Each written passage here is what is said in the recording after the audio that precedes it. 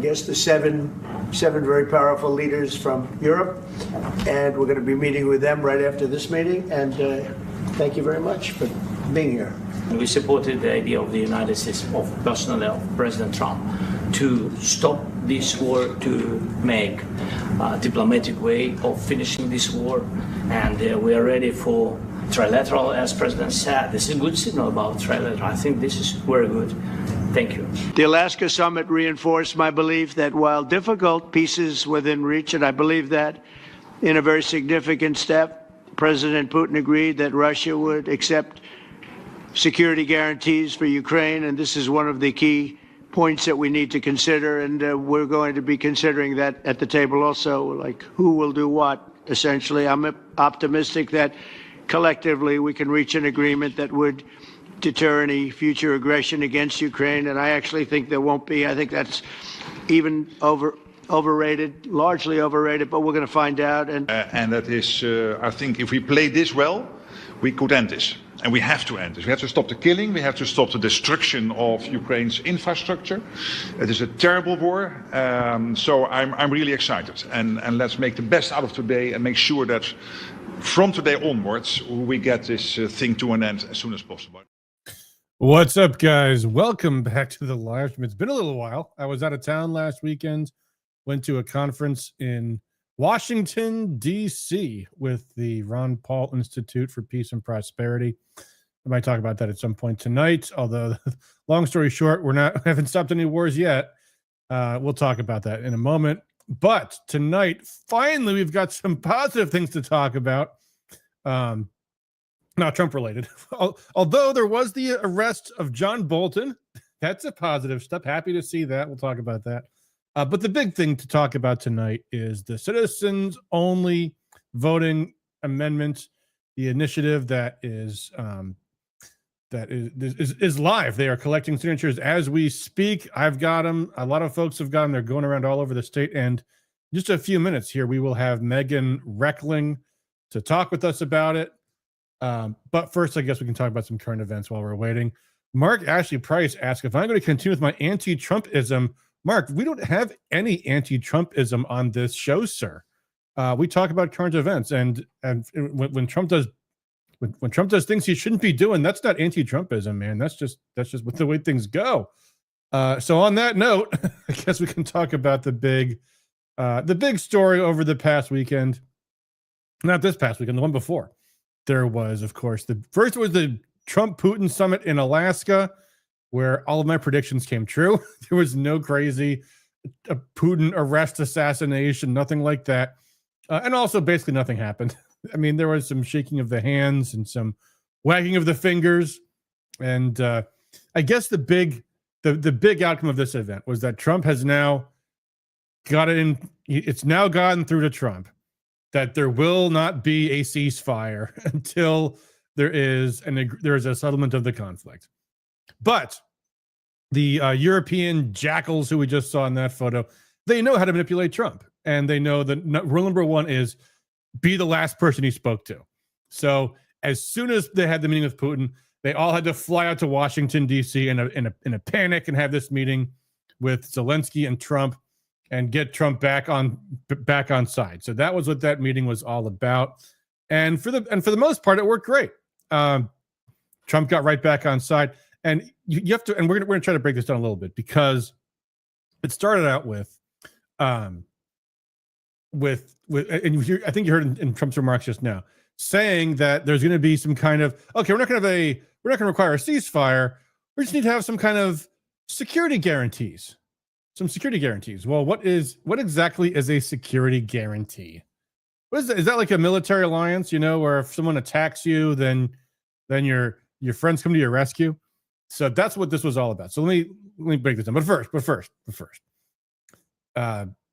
before the Zelensky meeting even started, the White House actually put out a statement that said, we have been very clear with Zelensky this time. He will show President Trump respect and wear a suit. And Zelensky gave Trump the middle finger and showed up dressed like Marilyn Manson to this freaking meeting. This is not on any part of planet Earth what you call a suit. Like only Marilyn Manson himself would call what Zelensky was wearing a suit. It was black on black, no tie. It was not a suit coat. It was some weird militaristic pajamas thing he was wearing. And on cue, the media, oh, that's a great suit you got there, Mr. Zelensky. Trump says, yeah, that was a great suit. That's a lovely suit you got there, Zelensky. Just, again, they give Trump every off-ramp. Right then and there, Trump should have just said, get lost. Get lost. I told you to wear a suit and show the United States some respect. You clearly cannot do that because you are intractable. Get out of here. And we've had a good weekend. But no, they had this meeting, and Zelensky, he talks like to Trump. We need the security guarantees, Mr. Trump. I know you need security guarantees. And I think what they managed to do is bamboozle Trump over what a security guarantee even means. Because what the Russians meant about allowing security guarantees was the framework they came up with in Istanbul, right before Boris Johnson threw it out and said, don't sign anything. Don't sign anything. But the thing that they initialed and were prepared to sign was that multiple countries, including Russia, would have security guarantees. Anyway, Matt says, can't wait to hear about this and only voting. Matt, we are standing by, waiting for Meghan to join us. We'll talk all about it then. But Patty just popped in and said, hey, Patty, how are you doing? Good to see you. Hello. I was just kind of recapping some of the idiocy going on in Washington this past weekend. But I think there's been so much confusion and misdirection and double speak about what this all is. Here's the bottom line. Trump met with Putin. Putin conceded nothing. Trump meets with Zelensky. Zelensky concedes nothing. So what's changed? Nothing. That's all that's happened. And everything is going on exactly as it was. The only thing that's happened is Trump has reset his deadlines. There's no more, 10 days until Putin's got 10 days to come to solve the war, or else there's going to be consequences. And now he says, 2 more weeks, something's going to happen, or else there'll be consequences. What will those be? Oh, come on. I mean, that's been going on with every tariff, everything. There's always been the deadlines changing. Yeah. Always buying himself time. Anyway, so so the situation doesn't change at all on the battlefield, but we might have a new war now, because apparently Trump is moving the military into position for an assault on Venezuela. So, oh, haven't you heard? Oh, yeah. No, because I don't pay attention to that. I pay attention to local stuff. Oh, yeah. There's all battle groups and everything are all in place. Venezuela has just mobilized. They've just apparently recruited 1 million Venezuelans to fight in the Venezuelan militia. Oh, so, great. Yeah, they're getting ready for a war with Venezuela right now. So that'll be fun. We did so well against the Houthis. I'm sure we'll have a fun fight with the Venezuelans over that. But anyway, so the other big story this week is, apparently socialism is a good thing now. The government likes to own businesses like Intel, and that's, I guess, a great thing. So, yeah. Patty, you worked for a company that was a competitor of a motor company that got a certain government bailout a long time ago. The government became a 60% shareholder in General Motors. Did that seem fair to you at the time? I don't know. I was fine with it because it was good advertising for us because we could just constantly say we didn't take a bailout. Yeah. So well, I certainly wish the best for AMD. I'm an AMD guy myself. I've never been a big fan of Intel, honestly. But apparently, so the story with this was that just out of the blue, Trump says this new CEO of Intel seems like he's got ties to China, and then the upshot of that is we're given $10 billion worth of stock in Intel. Okay, great. Sometimes maybe he just doesn't realize, dude, you're not at Trump Tower. You can't do that anymore. I don't know. Apparently he can. Yeah. Although we have had a setback in the courts this week, a very sad setback for those who have been keeping track of our old pal, Kilmar Armando Albrego Garcia, the MS-13 terrorist who somehow was dragged back into the United States from El Salvador, where he was properly, lawfully, correctly deported after the government favor to not deport him to El Salvador got withdrawn on the fact that he was now an adjudicated member of a terrorist organization, but he is now walking free in the United States of America. Great. Hopefully not for long, though. The Trump administration says they might deport him to Uganda, so that might happen at some point, maybe eventually. But the fact is, he's walking the streets, and God knows the court's going to tie this up for the next eternity. So there you go. They say they're going to deport him no earlier than 72 hours from now, as of a day or so ago, and not counting the weekends. So I guess we'll find out next week whether the MS-13 adjudicated member of a terrorist organization, Kilmar Armando Abrego Garcia, is going to be deported to Venezuela. But at least he won't be able to vote in the next U.S. election, right? That's good. That's coming up soon. Well, hope so. Hopefully. So I think Meghan will be on any moment now. But yeah, she said she'd be on at 8:15, I think. So, but Patty, you've been circulating the petition, so maybe you can give us the head start on this. Sure. Well, yeah, go ahead. Yeah, I mean, this is a citizens-only voting amendment. This we're trying to get it on the ballot in November of 26. That only U.S. citizens can vote in our state and local elections as a constitutional amendment to the Michigan Constitution. Yep. So believe it or not, it's actually not not a law. It's not explicitly clear. And I think the Prop 2 kind of eroded it because it took away the time that they would otherwise use to verify citizenship. Even if they did, that's what they would do. So, anyway, so yeah, that we got the kickoff was July 30th at the OCRP offices. So we're coming up on a month. Oakland County Republican Party. Yeah, Oakland County Republican Party. Coming up on a month, believe it or not. I don't know, this August has like flown by, but yeah, I hear you.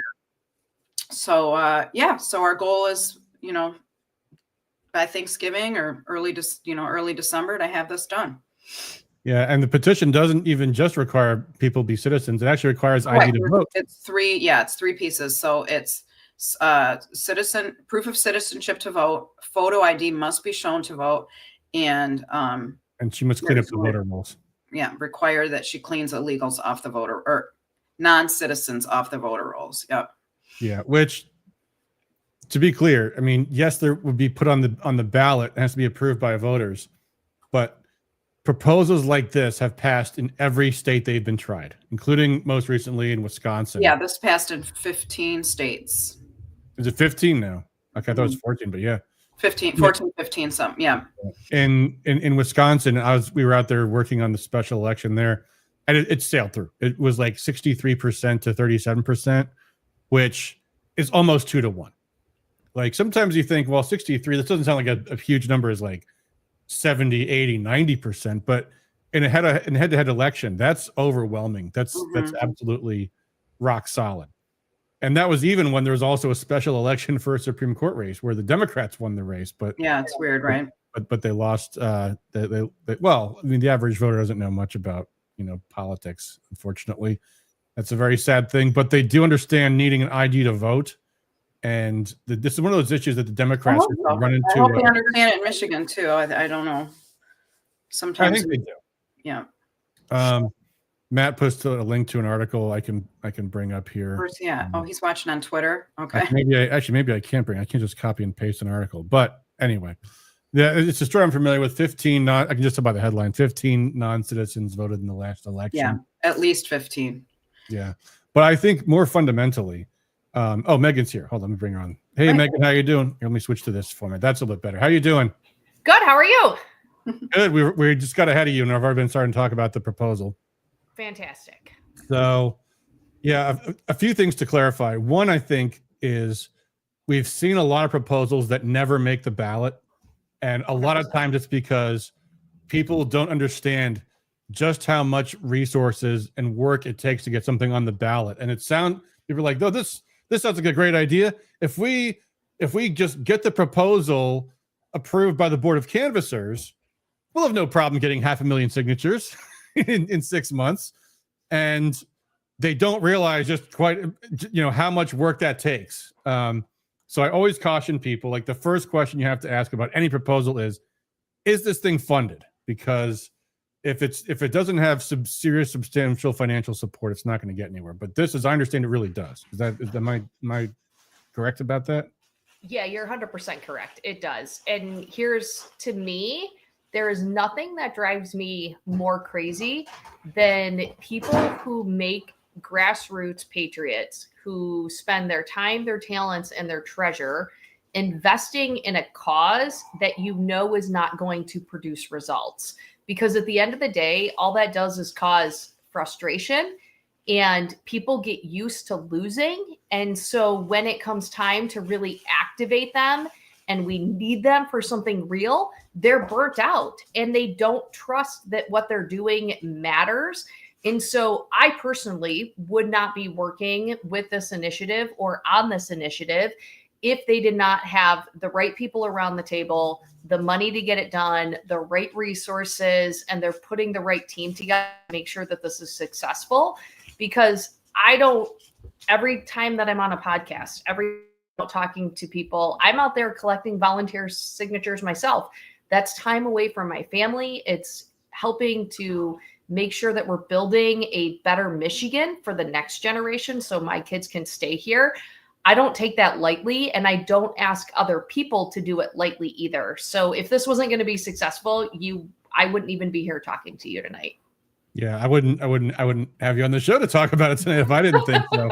And I don't know how personal you want to get about this, but I don't mind talking about this Axe My Tax thing, because the person behind that just announced she's running for governor.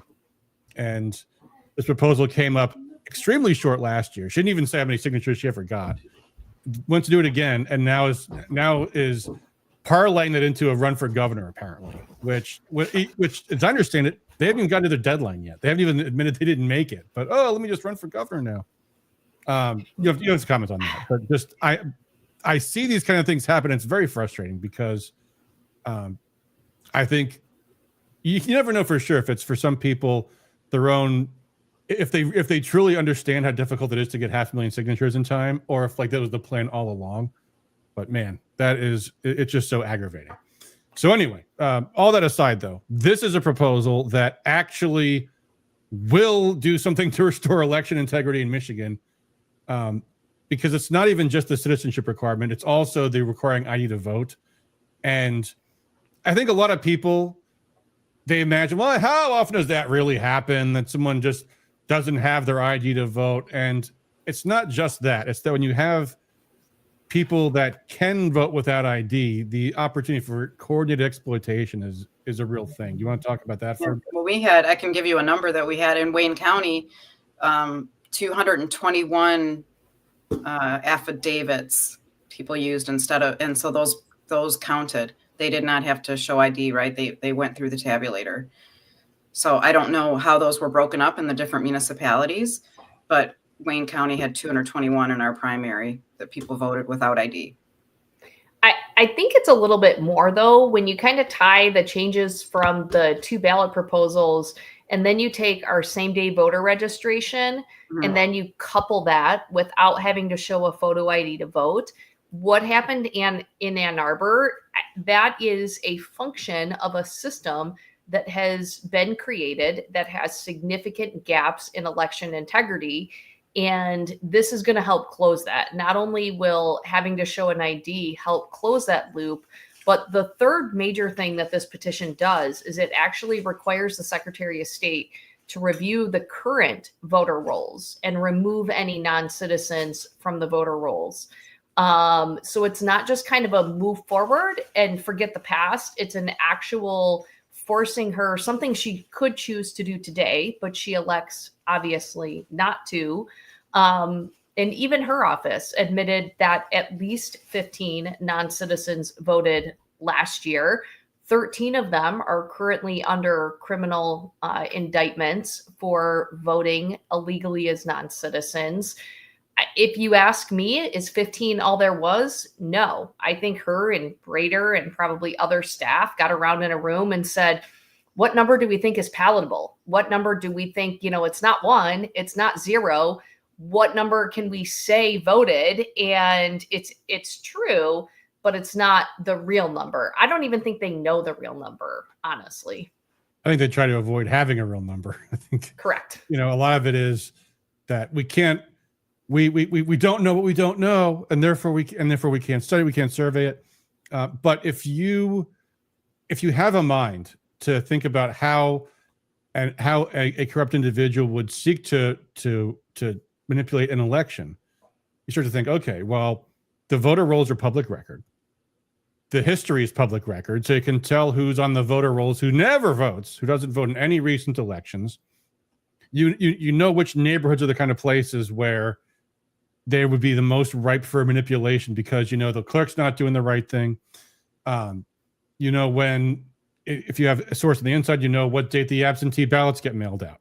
There's all kinds of ways that when the safeguards are gone, it becomes very easy to take votes and not even be detected. That's the other thing. The media comes at, well, how do you know how many votes were taken? Well, the thing is you made it so we can't know. That's part of the problem. Right. So I feel like, especially because when was it? 2018 was proposal. Was it that long ago already? So it was I know. And no, was it 2020? Was it 2018? I remember 2020. I was a poll worker and just saw everything going wrong in the city of Detroit. So 2018 was the very first ballot initiative that took effect in 2020 that allowed for no reason absentee voting and a couple of other things. And then in 2020 was the second election ballot proposal that took effect in 2022 for the first time. That was the one that completely did away with voter ID and a number of other things. Correct. Yeah. And, one of the things that I think whenever people go with ballot proposals, there's always provisions of the proposals that the voters don't even know about when they're voting on it. So even though the voters overwhelmingly voted to make it so that you don't need ID to vote, the polls overwhelmingly show they actually don't support that, just that they didn't know what they were voting for in the first place. Well, that's because Democrats have done a really great job of marketing their proposals because the truth doesn't matter to them. So it doesn't matter that the ballot proposal didn't do photo ID. They have done a fantastic job of convincing voters that Michigan is a photo ID state. I can't tell you on social media, in person, how many times people will talk to me or comment on my post. I have to show my ID. What are you talking about? Michigan doesn't require ID. I've had to show my ID every time I vote. And there's a huge difference between being asked to see your ID and being mandated to show your ID to prove your identity. They're two completely different things. And right now, we have a system where you are asked to show your ID, but if you don't have one, or if you refuse to show it, you get to sign the little piece of paper stating that you are who you say you are. And that's not a mandatory photo ID. That's not a good check and balance for us to know who is actually casting that vote. This is not, it's common sense. Almost every other country out there, you have to prove you are who you are to vote. The Democrats kind of like to gaslight people that this is going to prohibit people from voting. Most individuals that they speak to already have a photo ID because they need one to get the government assistance that they're on anyways. Right. And so, Democrats just don't like to put common sense guardrails up around our elections because they know that they can't cheat the system at that point. Yeah. Matt Wilkes says the proponents of Proposal 2 put out ads claiming that voter ID was covered by their amendment. It was a complete, total lie.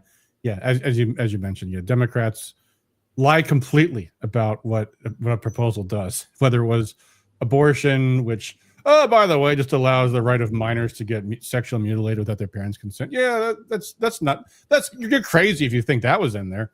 And then now it's in our state constitution. It's remarkable. It really is. So the proposal, you guys have already gotten signatures, so go through a little bit. Well, first off, where can people get the petitions? I think that's number one. We got to cover that right away.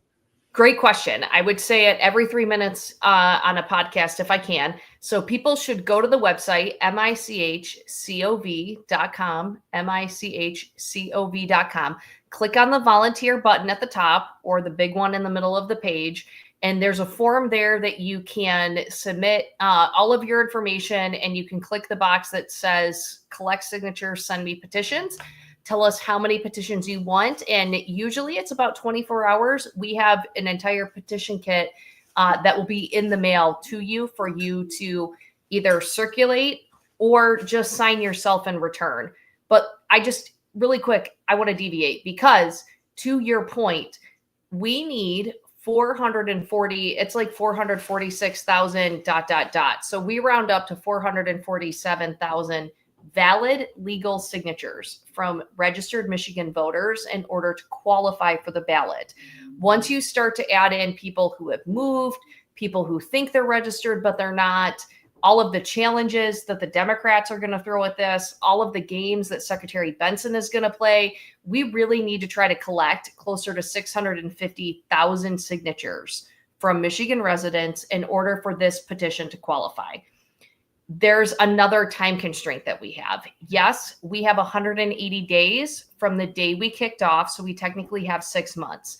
However, there are between 5 and 7 different ballot initiatives from the left that are currently being circulated. And here's what's going to happen.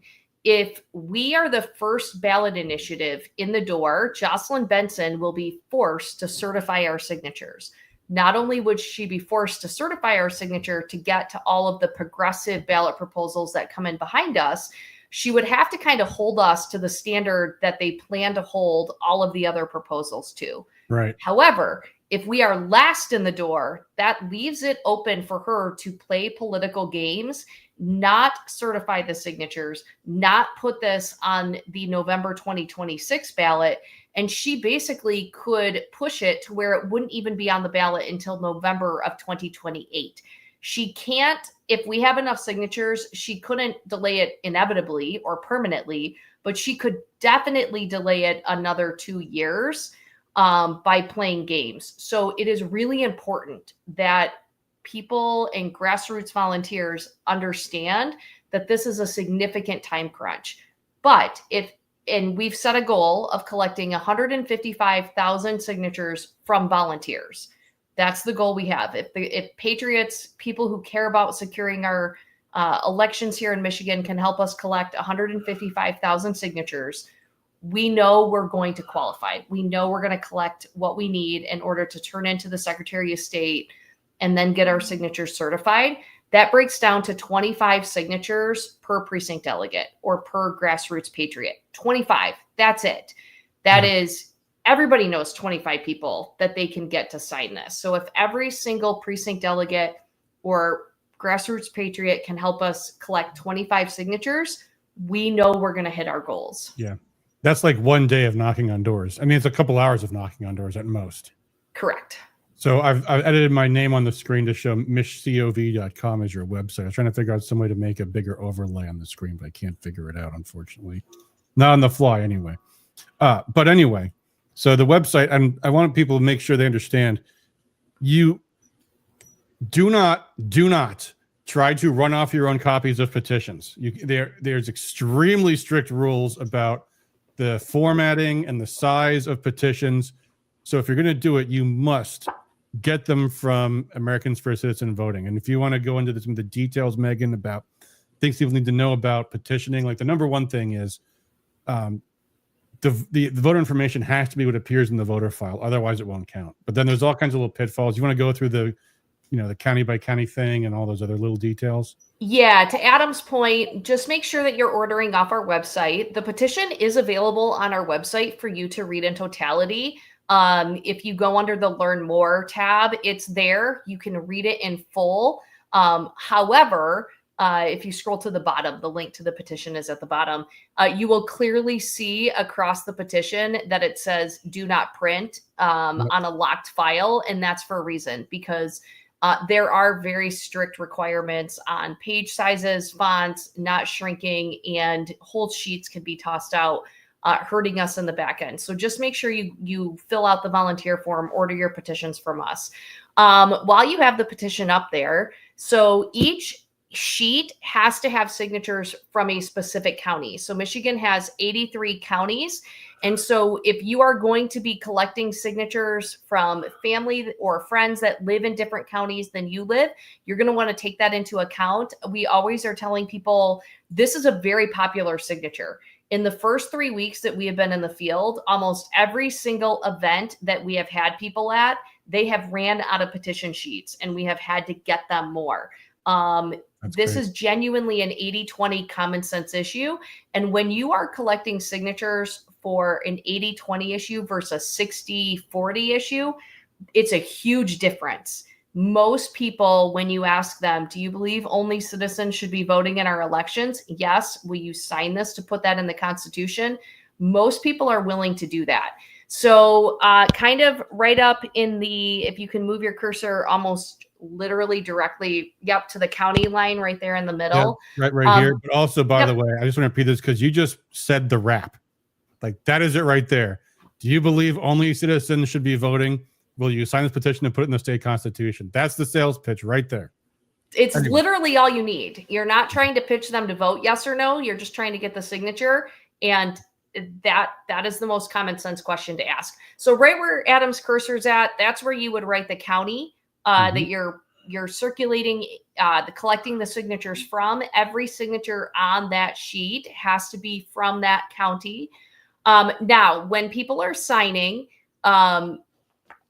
they should write their name the way it appears on their driver's license. So, we prefer no nicknames. It's habitual. If people are called Hank and their name is William, that is okay, but we do prefer William because it just makes it easier on the back end for us to match that signature to a voter. And then they would write their address. They cannot use a PO box. They would write their city or their township, their zip code, and then the most where they are registered to vote.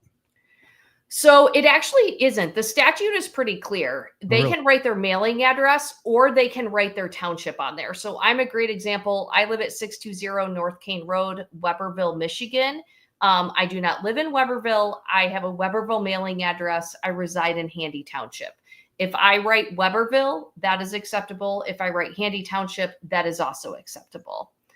And so either one will work. The statute on constitutional amendments and initiatives is very clear that either one of those is acceptable. The Board of Canvassers just approved a new petition manual that also makes it very clear voters can use either their mailing address or the actual township, and either will be accepted by them.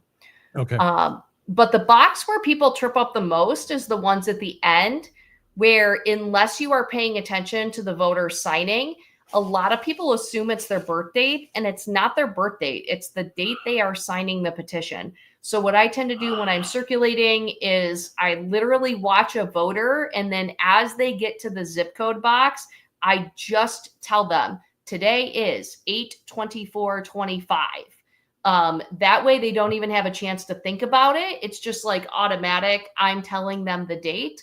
We've also had a lot of questions about people asking if the year has to be the 4-digit year or the 2-digit year. We actually prefer the 2-digit year because it's less, that box is not made for 4 numbers. Yeah. And that's where people can start to argue the date's not readable. So 2 digits, 25 for the year is perfectly fine. And then, the circulator at the bottom has the box that they have to kind of fill out there, signing their name, dating it. If you're going to collect if you're going to, request one petition sheet so that you and your spouse or your kids or whoever lives in your family can sign it and return it to us, we have an instruction sheet that gets mailed with the petitions.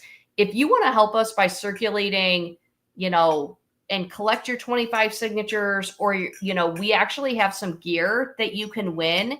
Not win, but we have some gear that you can earn if you turn in signatures. So if you turn in 50 or more, we're going to thank you for submitting signatures by sending you a t-shirt. If you submit 500 signatures or more, we have actually really cool hats that say "Make Elections Secure Again," that you'll get as a thank you. And, so we have a couple of tiers of things, thank you gifts for people that help us collect these signatures. We have a training webinar that you can take that will go in detail through all the legal requirements. And so if you submit signatures through our website, you'll get a follow-up email with all of the training links where you can sign up and take a training class so you can ask questions and learn more about the technical do's and don'ts of circulating a petition. Sounds good. Yeah, here's your volunteer resources page. So they've got a lot of information here, talking points, and volunteer events. So there's all kinds of ways for people they can get trained, which is important. I mean, I think we've been over most of it, but obviously, we want everybody that's circulating petition to have heard this all, maybe even twice, because again, all of those rules are very, very strictly enforced, and it's a real shame when whole petition sheets get thrown out. Not just because of the lost work, but also because potentially it jeopardizes the success of the whole operation. Yeah, Patty and I were talking earlier today. She said that every petition sheet that they've collected, she's had to have somebody fix something on, if I'm correct, Patty. So yeah, it's technical, it's detailed, it's strict compliance. So that's where the board and the Bureau can get really ruthless on signatures and challenges come in. So we work hard to make sure that the people who are circulating on the volunteer side have the support that they need, questions can be answered. Because if they're spending their time doing this, we want to make sure that their signatures count at the end of the day. Yep. So I'll be out. We have a fair coming up next week, and we'll have a table with multiple petition sheets and just in case, because I'm in Washtenaw County, but I want to have multiple sheets available for each different county that someone might be signing. And I think once someone says they're willing to sign, the next question is, are you in Washtenaw County, or what county do you live in? Because that's the next thing is getting to the right county page. All right. Well, that I think. Yeah. The second question is, do you have 10 friends who would sign? Here's a sheet. yeah, exactly. And I know, Patty, you guys are tracking pretty carefully, like who gets. Yeah, I mean, Yeah. Well, no, that's good. That's important to do, because it's real easy to give out petition sheets to people and then not be able to call them back in. And in a few months, Meghan, you're going to want all these petition sheets to get called back in, even if they're not completed. 100%. Yeah, absolutely. But we are encouraging people to help us get them turned in as fast as you can. So if you get your sheets done, or if you're watching tonight and you have done sheets, mail them back to us. If you need them picked up because you don't trust the mail, I can, Adam, you can put my phone number on the screen. My phone number is out there for everybody. And we can arrange a pickup anywhere, Wayne County, you guys. Correct. We're picking them back up. Yep. And we have other regional and county captains that can help with that too. There's other drop-off places, but the faster you can get those sheets into us, because we want to have an accurate count on our end. But we want to start to be able to provide updates with how many signatures we're sitting on. To Adam's point, there's nothing more frustrating than working on a cause that you don't know what's going on with it. And so keeping people updated is really important to us. We have a weekly call with all of our regional and county captains where we touch base, provide updates. We're getting really excited that we can start to provide our grassroots people with some data about where we're at and where we're headed. And we're about to have more circulators go out into the field. So just really exciting things. I can tell you guys this, we have sent out over 800 petition kits in about the first 2.5 weeks. And we're not talking just kits of like 2 petitions.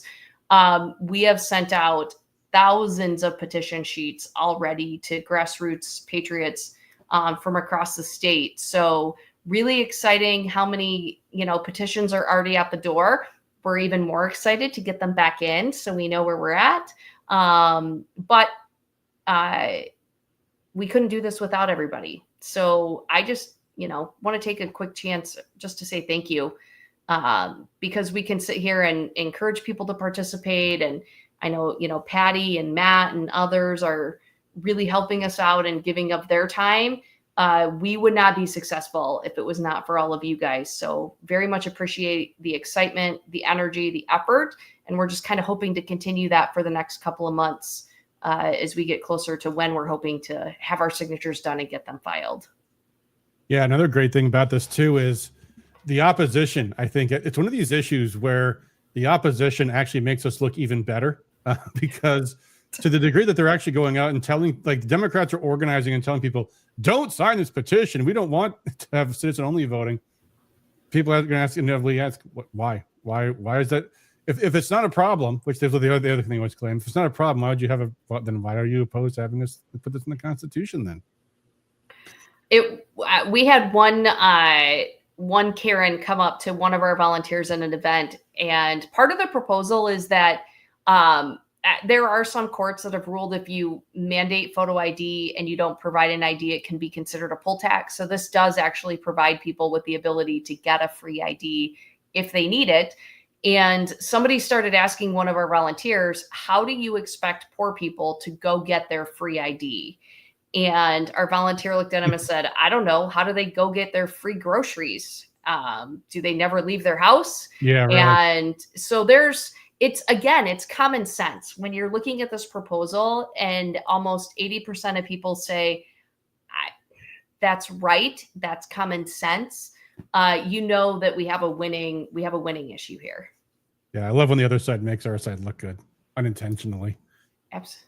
We were at we did a parade yesterday, or not yesterday? Was it yesterday? It was yesterday. That's how time flies. And we got the Trump Unity Bridge to be in the parade, so we're going down the street in Chelsea, handing out American flags and candy and stuff. And a Democrat comes up to our float and has these little pieces of paper that say, he's a pedophile, spelled wrong. And she's walking with the float the entire way through the parade and just made us look even better. It was great. So, yeah, so we want them to make themselves out to be. Mark Jesse Price says, in State House, Jim DeSantis has introduced impeachment against articles against the Michigan Secretary of State. He'll be speaking at the Wayne County Republican Committee meeting tomorrow. I'm also the first vice chairperson for the Wayne County Republican Committee. Well, unfortunately, with the composition of the state Senate, I don't think that's going to get very far, but it's still, still worth putting out the arguments, I suppose. I mean, let's just all be real. There's no way the Senate is ever going to impeach Jocelyn Benson. The Senate can't even pass a budget, for Pete's sake, or propose a roads plan, let alone conduct impeachment hearings.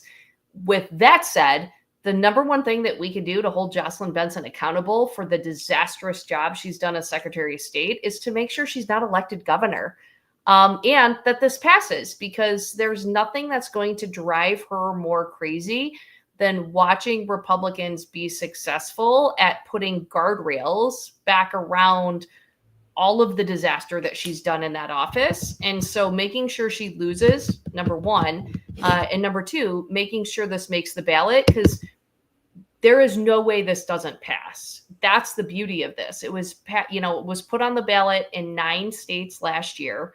It overwhelmingly passed in all 9 states. And I think it's important to point out why we have to do this, because it's not just the fact that 15 people voted illegally, most keynote the foreign Chinese student down in Ann Arbor, but there's a real threat, I would argue, to this happening more in Michigan, because this really stems from a 2023 court case out in California, where courts ruled that because California's state constitution did not clearly say that non-citizens are prohibited from voting, the courts ruled that non-citizens could vote in local elections. And that was followed by a court in New York that also ruled that because the state constitution didn't clearly prevent non-citizens from voting, they could vote in state and local elections. And if you look at our Supreme Court has completely been taken over by progressive, radical Democrats. We have lost a majority in our courts. It's not even close. And so our Constitution, you're going to have people say, well, it's already illegal for non-citizens to vote. It's illegal for non-citizens to vote in federal election per federal law. However, our state constitution does not clearly prohibit non-citizens from voting, which means our progressive court could one day rule that non-citizens could vote in school board elections, they could vote in local elections, they could vote in our state elections. So we have a real matter. They're going to vote in federal elections anyway, then too. Correct. Exactly. Correct. So we have a real threat here. There's a real reason we're doing this. There's a real policy reason for doing this. And so that's a great talking point when people say, well, why are we doing this? It's already illegal. It's not illegal. And the courts recently have ruled that non-citizens can vote. So it's really important that we take this preemptive step from allowing that to happen. And we're not reactive. We are preempting that, and we're passing this ahead of time. Yep. Matt says, when this gets to the ballot, the Democrat Secretary of State candidate will have to oppose it, even though it's an 80-20 issue. That's a great thing, too. Kelly Powell on Facebook says you can reach out to her as well. Kelly, I don't know if you want to give out your phone number or email on live on air. You're welcome to if you want to. I'm not going to do that without your permission. Because for viewers who are not on Facebook, some are on X, some are on Rumble. In fact, that reminds me. Do I have chats on Rumble? We don't have chats on Rumble. Okay. All right. Well, folks, if you have any questions for Meghan, you're welcome to ask them now. Otherwise, Meghan, if you have anything that we might have not covered. No, you are free to give out my cell phone and my email address with the website. We are available basically 24/7. So what we always we teach us in our training, if you have questions, call and ask. Don't assume. I got a text the other night at 10:30 that said, hey, don't know what to do. That's the generic email and phone number. That'll go to the official committee side. But Adam, I'll put it right. Okay, if you want to, you're welcome to put it up. I don't want to do it without your permission. That's all right. Okay. All right, it's 517-672-6823. And how am I going to read this out? I don't know. I'll tell you what, I'll put it in the comment on the main ones. It's not going to show up on Rumble, but I'll add the link to the description in Rumble, so it'll be there. Perfect. All right. Well, Meghan, thank you so much for joining us. And actually, it didn't pop up on Facebook for some reason. I'll put the link in the description, so I'll have to do it that way. And if you're watching on Facebook, it'll be there on YouTube and Rumble as well.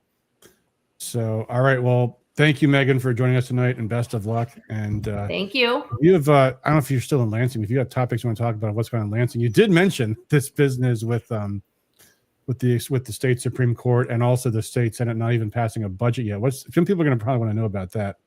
So they're back from their recess right after Labor Day, I assume, and there is still no budget. Is that right?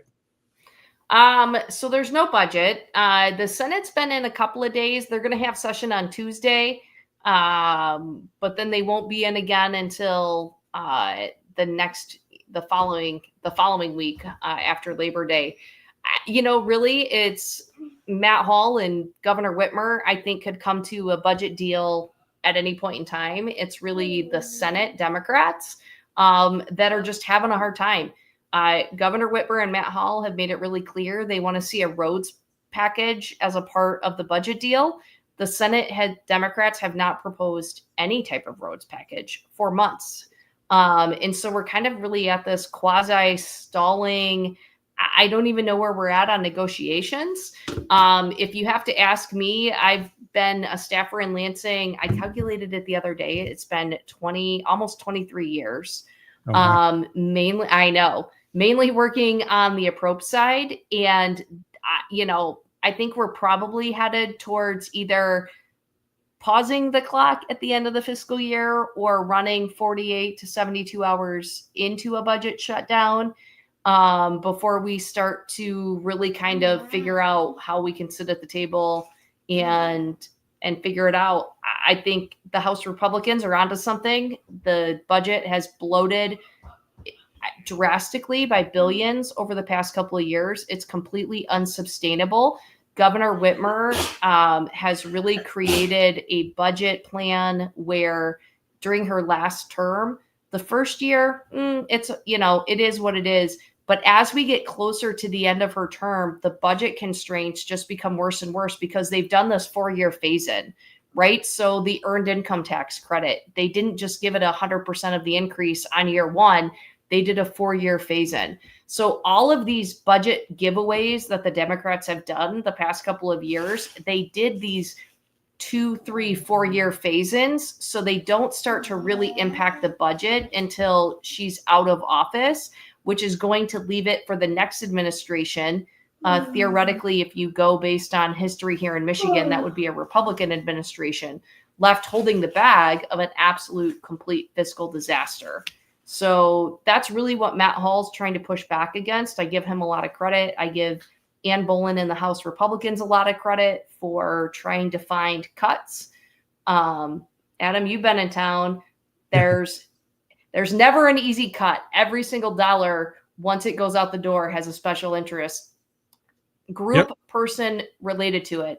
And when you go to cut them, you hear from them. And you hear from the 5 constituents they affect in your district. So, never stops. There's never stops. So there's a lot of uphill battles there. But we'll see. Well, I think we'll certainly see by, was it October 1st is when they have to have something, or else there's big problems. Well, not big problems from our perspective, but big problems for the lobbyists, I suppose. I don't think most everyday Michiganders, that's just, schools are going to be the big part, right? Schools not having a budget, that's where you're going to see kind of the biggest thing. But most everyday Michiganders, if the government shuts down for a week or two, they're not really going to notice it. No. It's really the state employees that are panicking the most. Yeah, I worked in Washington. We had a shutdown, and they had to forcibly close a World War II memorial just to drive up outrage about things. And what ended up happening was just people stormed in anyway and through the little barricades to the side. Just said, you're not going to shut down our park. And right. The problem is, after about a week or two, Americans start to realize they don't need the government that badly. but then the lobbyists realize they need that money very badly, and they don't want this to go on much longer. So correct. They very suddenly get together and sort it all out. So anyway, all right, Megan, thanks again. Again, mishcov.com is the website, guys. Get the petitions. This is a ticking clock, and the weather's not getting any nicer. The days are not getting any longer, so please get your petitions as fast as you can. And it's a great organization building tool. It's a great way to get out and knock on doors.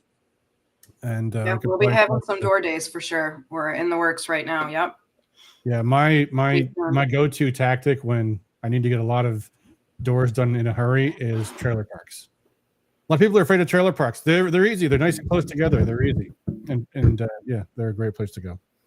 So, all right, that's I think a show for tonight, guys. I know we didn't have one last weekend. I will try to get a makeup one in at some point during the week, and we do have some other news for Rescue Michigan coming out pretty soon, because we are about to launch Operation Watchdog. So, all right, Megan, don't hang up just yet, because we're going to end the stream, but then we can chat for a moment after we go off air and say our proper goodbyes. So, as always, guys, thanks as always for all you do for liberty, and until then,